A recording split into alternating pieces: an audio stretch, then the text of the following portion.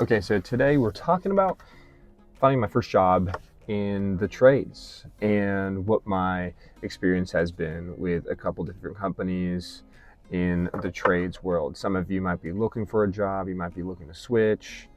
Maybe you're fed up with your white collar job and want to see what the blue collar life is like. Well, just to give you some context, my name is Wyatt Pilcher. I am a plumber by trade now, but I was in white collar for the last 10 years doing real estate and business services. So I want to give you guys the firsthand experience on how that transition has been going, maybe how to find your first job, and my experience in a couple jobs so far in plumbing. So you've probably heard that there's a shortage of tradespeople out there. And I think partly that's true. I think it might be a little bit misleading. If you go out and apply and interview at places, you would be surprised to find that not a lot of people are hiring. They're not hiring people with no experience. And in a world where you're told one thing about how there are so many spots available, and you go into an office and they are only hiring on journeymen or people with licenses, it's not very encouraging to hear that as somebody that was trying to crack into the trades. Not all companies are who they say they are. They might have a good website, they might have good tradespeople, but you really don't know how they operate and what morals they stand on until you really get out in the field. Sad to say, but when money gets involved, money brings out the worst in people. If the process for sales is confusing, that's probably a good indication that they're not giving good customer service. I don't care what their star rating is on Google. They could be paying for that. They could be giving rebates for that. Just because they have a good star rating doesn't mean they're a good company. A good way to ace an interview is to ask good questions on the culture, on how many hours are expected, any overtime, what kind of tools you need, and also the pay.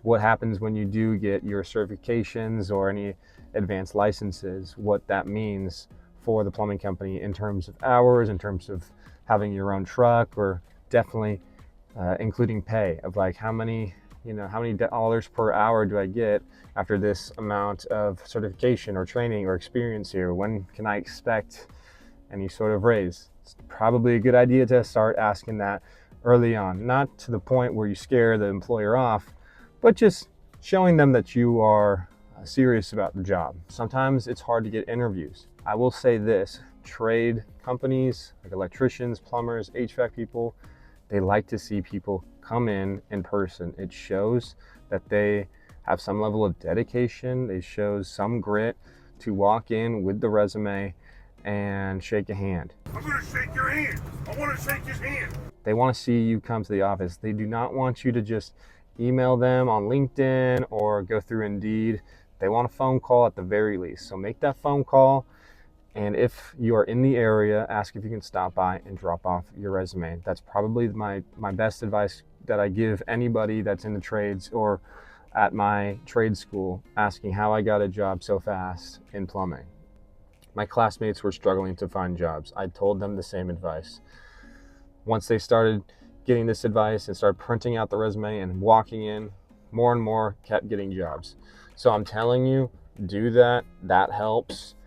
Maybe get some tools, because a lot of these companies expect and require sometimes tools. It just depends on how much you're going to get paid. The brutal, honest truth is that the more value you bring, including with tools, the more you're going to get paid. Or the flip side of that, the reciprocal is the less you bring to the table, the less you're going to get paid. So just don't give them a reason to underpay you. I already see that enough in the marketplace, and I debate whether or not I'm underpaid too.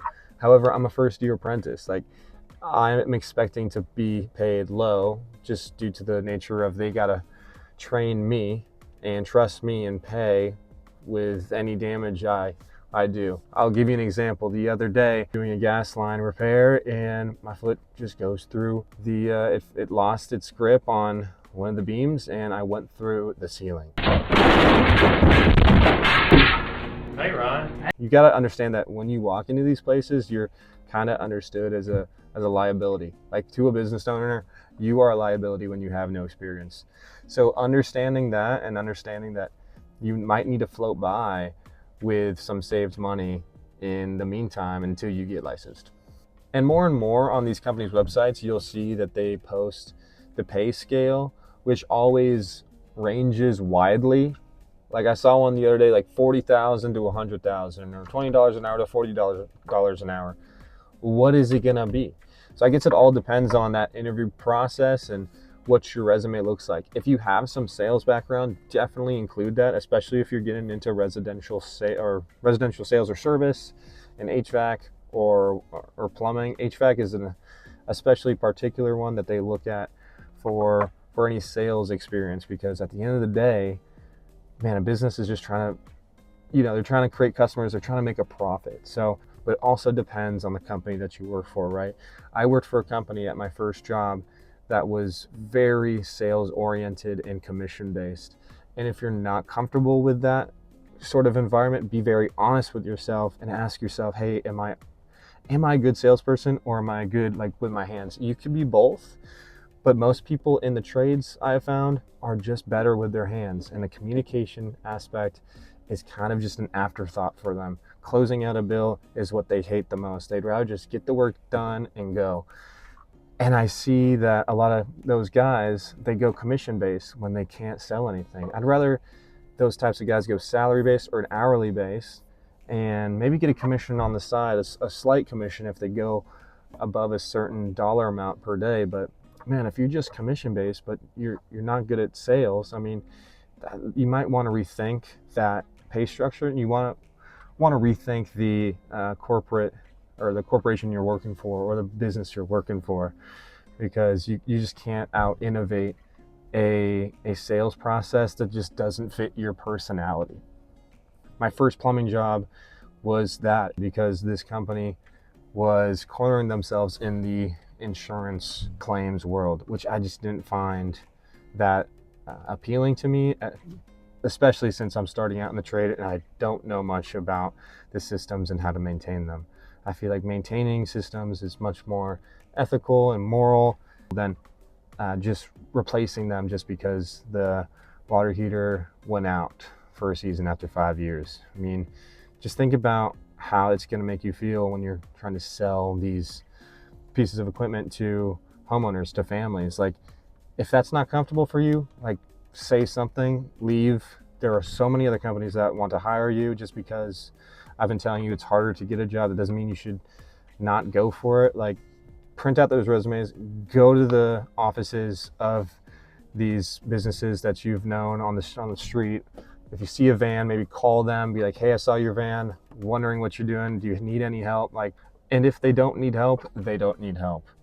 Just keep being you, keep being an honest tradesperson, and your reputation will just precede you everywhere. So I'll close on that. And if you have any sort of comments or questions, or you just want to air an opinion out there about how you think your company is operating and how you think they could change and improve, like, I'd love to hear that, just for myself, because I'm in this too. I'm in this trade too. I'm at a company that might not be where I end up for the next 5-10 years. I don't know. But thank you guys for listening. I will check each comment and reply accordingly. All right, guys.